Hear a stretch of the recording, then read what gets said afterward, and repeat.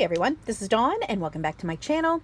It has been quite some time since I have been on and shared a video, so I thought I'd come on and do a little bit of a card process video.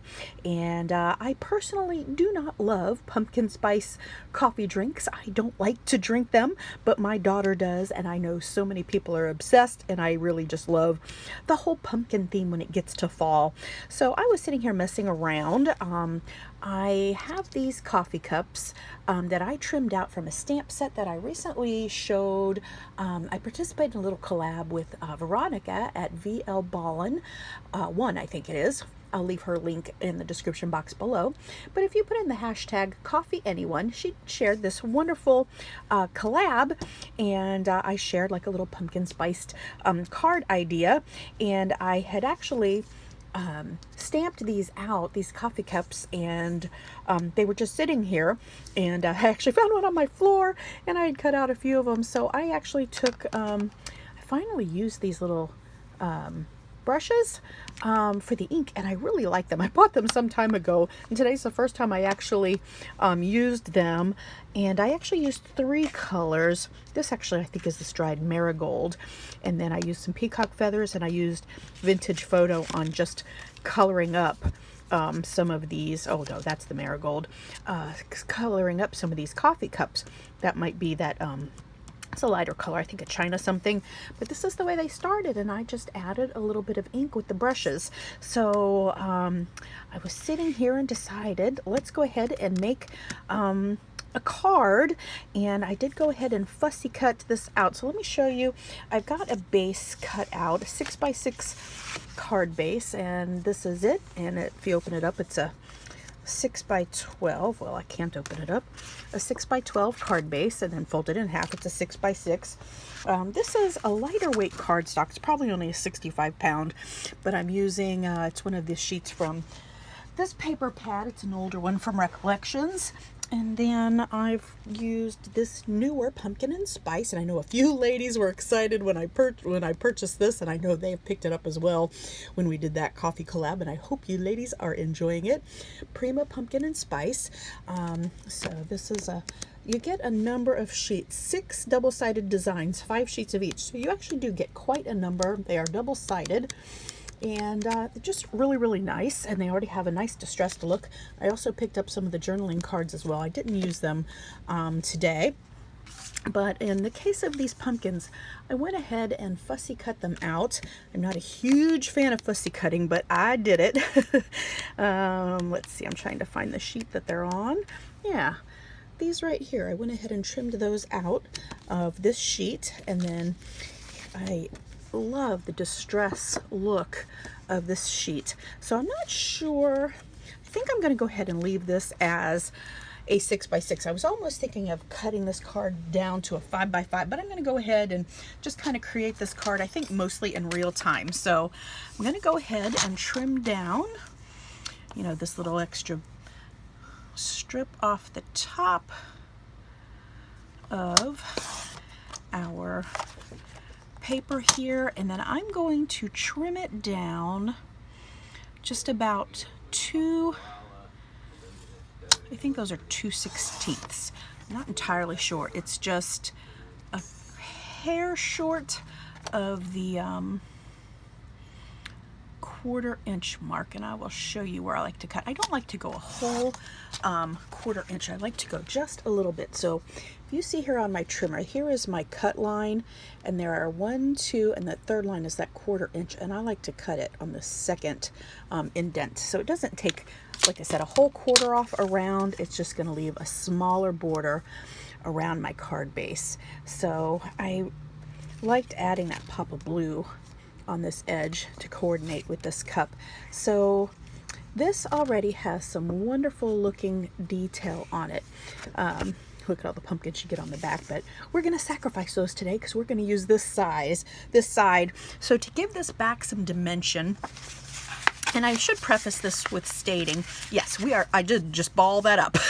That pretty paper, I just balled it up in my hand, and I've got one of these little Tim Holtz water spritzers here. I'm also going to just add a little bit of water because it's going to make it a little bit easier to crunch that up. and break down some of those fibers, and it's going to give us some wonderful texture. And if it rips a little bit here and there, that is okay. Look what we did. Maybe some of you are going, oh my goodness. And I'm going to take the vintage photo here. I really need to find my, I know I have a refill for this and I have no idea where it is. And I'm going to go ahead, and I gotta tell you, I've always used a sponge for this re-inking. I know I'm way behind on the trend for using these brushes, but I got them, I showed them in a haul video a while back. I got this pack. They all had the white heads, which I preferred because some of them had brown heads. They come in all different styles. I got the dark handles. I loved the ones with the colored handles, but the colors that they are, I want to coordinate with the inks, and they're not necessarily the way I would use the inks, you know. So I went ahead with the dark so I could make them whichever color I wanted, and then the white head so I could see what color that I primarily use that brush for. And then, so I've inked up around the edges, and then go in and hit where those nooks and crannies are of your paper, and it's going to pick up. Even while it's balled up like this, you can actually go in and hit the highlights of this to add color where you want it. So why not? Okay, we've got some nice crumpled up edge here. Oh my goodness, and it didn't even tear on me. That's quite impressive. Usually it does. I'm actually a little bit sad that it didn't tear. I think I'm going to go ahead and give a little tear right here. Cut a little bit of a, I'm going to add some ink to that, and then maybe up here on the side as well. I'm also going to give that a little bit of extra detail. So a little bit there, a little bit there. All right, so that is our background. Are you saying, oh my goodness, Dawn, what have you done?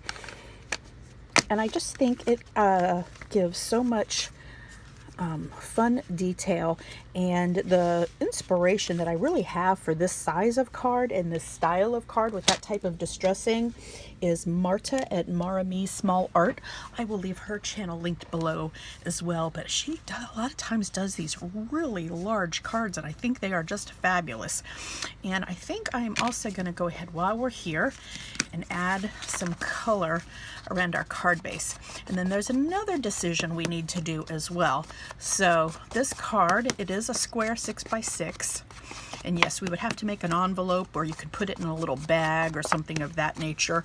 This, of course, is going to be something you're going to hand deliver, not necessarily mail, unless it's going to go in a box or something. But I think they are gorgeous. I think the style is also beautiful for a wedding type of card. But, you know, I usually make A2 size cards. I actually love smaller cards, like a 3x5 size. I really like playing around with sizes of the cards. So the other decision we need to make then, is it going to be a side folding or a top folding? I think in this case, I decided I'm going to go ahead and make it a top fold. Why not? And I think I'm going to go ahead and rip that little chunk out right here, because why not? I'm going to add a little more ink there. And you know what? I think I'm going to maybe even do that too. Yeah, I think that just gives a little more interest and texture. We do have definitely a lot of texture. And I was gonna see this little white, I was going to put this up in the top corner because I like that little white bit at the top more, but then my printing would be upside down. So I'm going to leave it like this. And you know what? I still get some of those white edges there. I'm going to come in here a little bit more. I love that, the distress look that this paper already has. Now, Marta uses a lot of hot glue, and I can use hot glue, but I tend to always burn myself. So I'm just going to use some Fabrifix here. But I really like how she uses the hot glue because it still gives some really nice texture to your card. All right, so, oh my goodness, I'm gluing and I totally forgot that I want to add ribbon to this. Oh my goodness. All right, so hold the phone, hold the phone. So I got so excited to run into this and I totally forgot that I want to add ribbon, but I think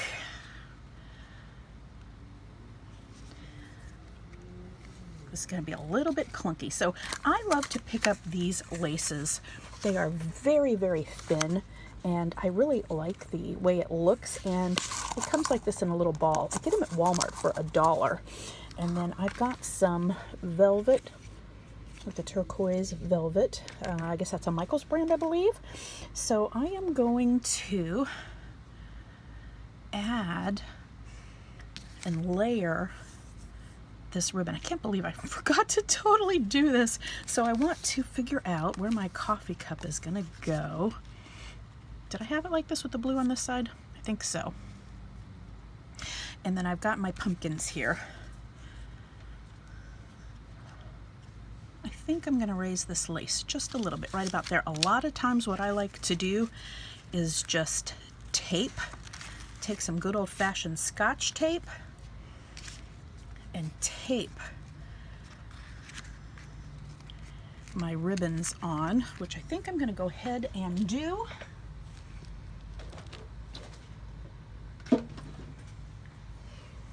Well, I will be right back. All right, so I have acquired said tape. So I've got this lace on, and I just went ahead and affixed that, and then I'm gonna go ahead and take, I've got that glue on the back of it, I'm gonna set it on my card front, and then I'm gonna take this turquoise, and I do want this to go a little bit flatter because there's a lot of texture under there. So I want this to go a little bit flatter, and with this, I like that this lace is so thin because it does not.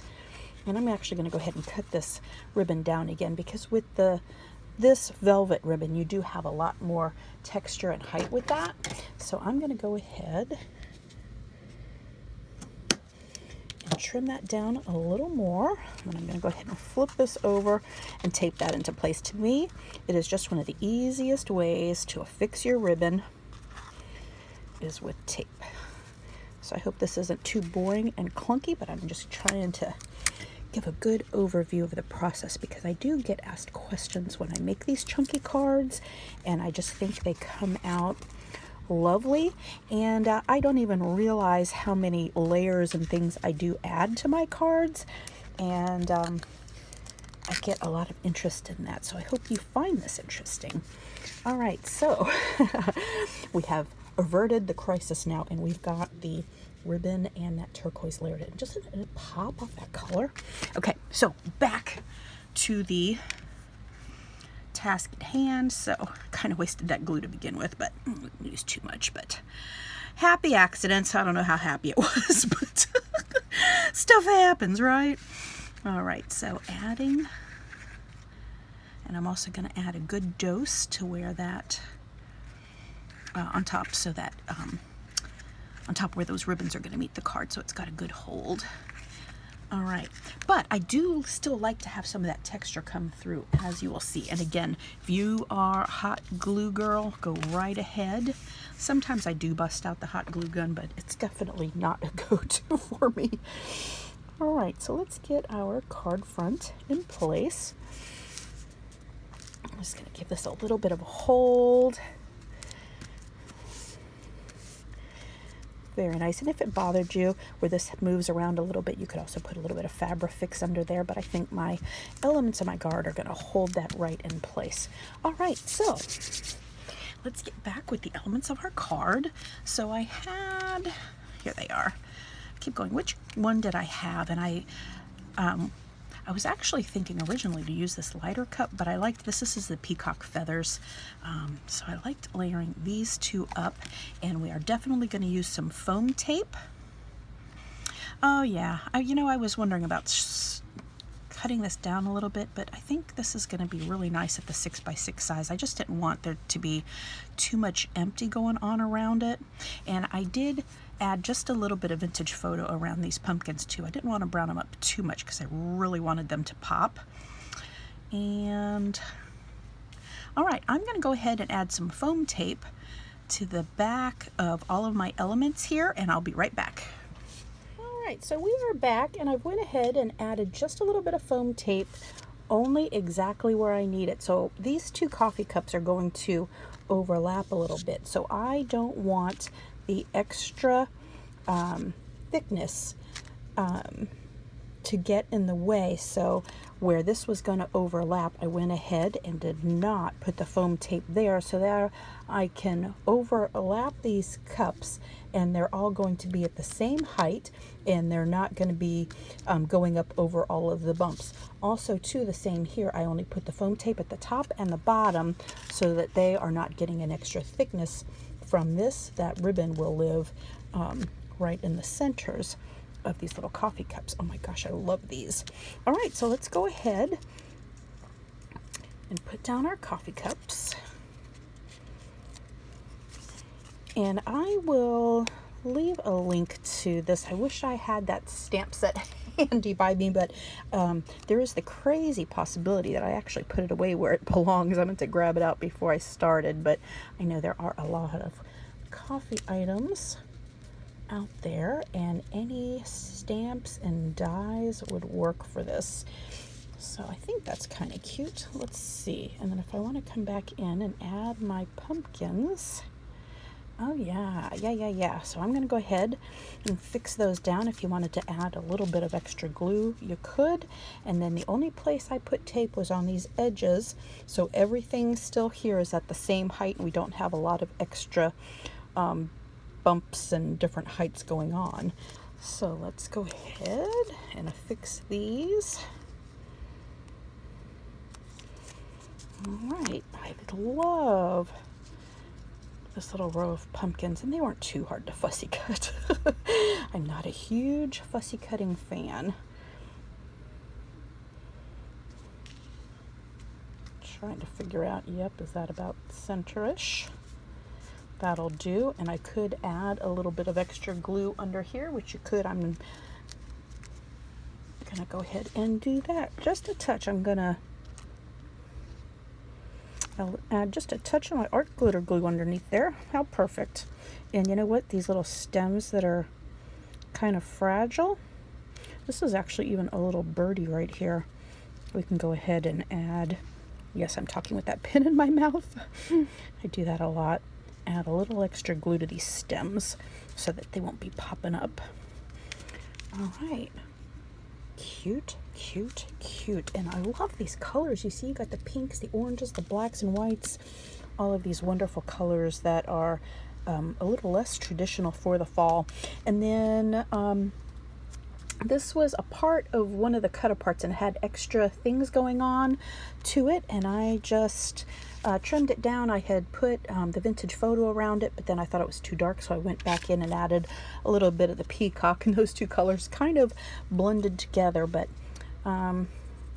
since there's already the height under these other elements, I'm just going to poke that right there, just kind of off center a little bit. And then notice that there are these sunflowers, and I think what we could do is, I got these, I picked up at Hobby Lobby not long ago, and I was deciding whether I wanted to do this or not, but they do give it a nice little bit of pop. And now that I'm kind of looking at it through the lens here, I think that is really super cute. I'm gonna go ahead and add these little pops of the sunflowers. Really cute. And see where they are. I'm just going to go ahead and layer them up right about there. That was an unexpected thing. I just noticed them and thought, oh my goodness, I have sunflowers. All right, and then the very last thing we're going to do to finish this card off is, I was digging through my drawer over here and I found this bling. It almost looks like a rose gold, but it's kind of work with these peaches and pinks just fine, I think. Let's scooch in just a little bit more, I think. So let's see, there's a larger dot, and then I'm going to take one of these smaller ones. Do I like that placement? I always got to fidget, don't I? Probably a lot of you guys are fidgeters as well. Got to get it just how you like it. And I got to tell you, I think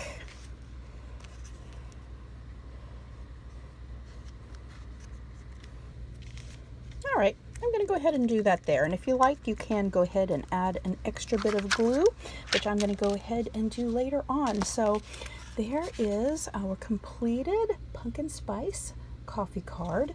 So it's on the 6x6, and then you can see that little bit of texture, even though it's coming up off the edges a little bit.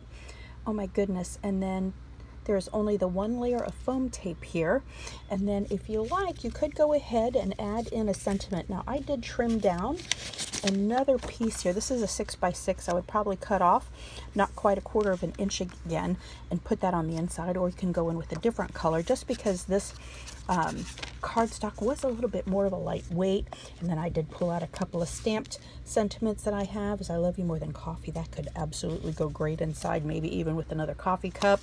I've got this sending warm wishes. So see what you've got on hand to finish off the inside. All right, well, that is our completed card process for some wonderful pumpkin spice. Give us a thumbs up, would love it. Subscribe if you haven't, and I guess I will see you in the next video. Until next time.